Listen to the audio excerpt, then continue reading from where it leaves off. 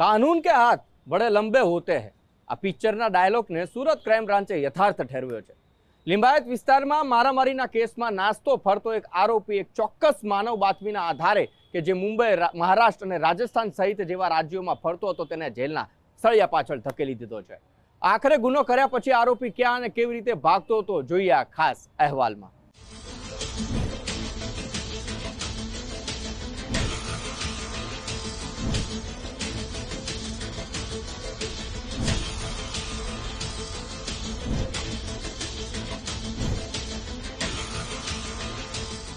સુરતમાં હત્યા, લૂંટ, અપહરણ અને ખંડણી સહિતના ગંભીર ગુનામાં લાંબા સમયથી નાસ્તા ફરતા આરોપીઓને ઝડપી જેલના સળિયા પાછળ ધકેલવા પોલીસે તપાસનો ધમધમાટ તેજ કર્યો છે।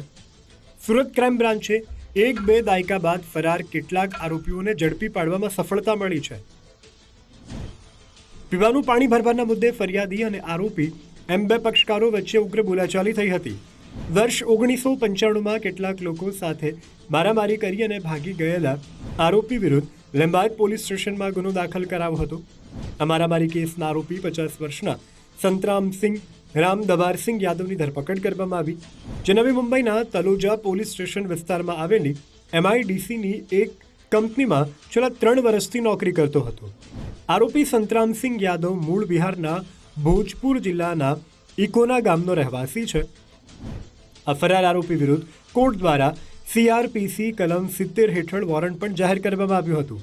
સંતરામસિંહ યાદવ ગુનો આચર્યા બાદ કેટલાક સમય સુધી વતન બિહારમાં છુપાઈને રહ્યો, જ્યારે વર્ષ 2002થી 2005 દરમિયાન જેતપુરના એક કાપડના કારખાનામાં કામ કર્યું હતું।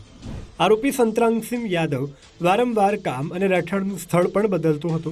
જો કે સુરત ક્રાઇમ બ્રાન્ચને સંતરામસિંહ યાદવના નવી મુંબઈના કામના સ્થળની ચોક્કસ બાતમી મળી, જે બાદ કંપનીના ઓનલાઈન ડેટામાં નામ, તસવીર અને સરનામું સહિતની વિગતો ચકાસ્યા બાદ આરોપીને ઝડપી પાડવાની કાર્યવાહી કરી।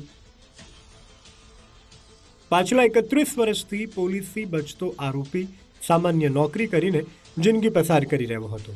આ મારામારીનો ગુનો આચર્યા બાદ તેણે અન્ય કોઈ ગુનાહિત પ્રવૃત્તિ ન કર્યાનું પ્રાથમિક તપાસમાં સામે આવ્યું છે।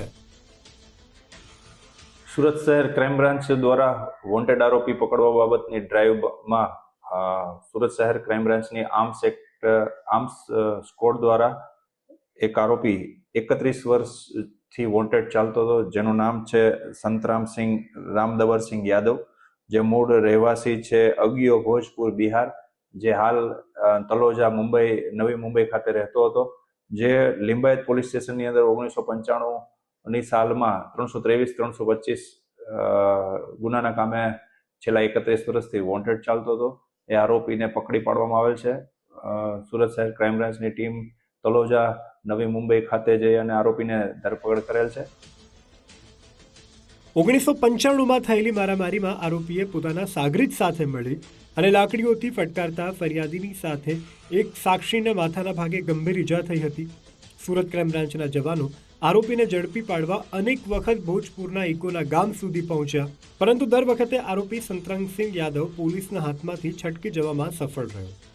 હવે 31 વર્ષ બાદ ફરાર આરોપીને ઝડપી પાડવામાં પાક્કી માનવ બાતમીનો સૌથી મોટો ફાળો રહ્યો, જે બાદ ટેકનિકલ તપાસ કરી આરોપીની યોગ્ય ખરાઈ કરવામાં આવી હતી।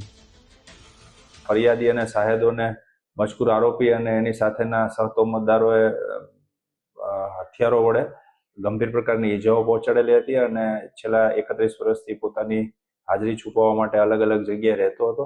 આરોપી 2002થી લઈને 2005 સુધી રાજકોટના જેતપુર ખાતે રહેતો હતો, કાપડના કારખાનામાં કામ કરતો હતો અને હાલ એ TIPC કંપનીમાં નવી મુંબઈ તળોજા વિસ્તારની અંદર સિક્યુરિટી ગાર્ડ તરીકે નોકરી કરતો હતો, જેની માહિતી મળતા સુરત શહેર ક્રાઇમ બ્રાન્ચની ટીમ મુંબઈ ખાતે જઈ અને આરોપીની ધરપકડ કરે છે।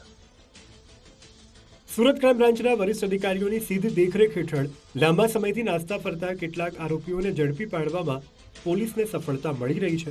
31 વર્ષે ઝડપાયેલો આરોપી એ વાત સાબિત કરે છે કે ગુનેગાર ગમે તેમ ક્યાંય ન છુપાઈ જાય, પરંતુ કાયદાના સકંજાથી ક્યારેય બચી શકતો નથી। પોલીસના હાથે મોડા વહેલા ગુનેગાર ચોક્કસ સકંજામાં આવે છે। રાકેશ બ્રહ્મભટ્ટ, ગુજરાત ફર્સ્ટ, સુરત.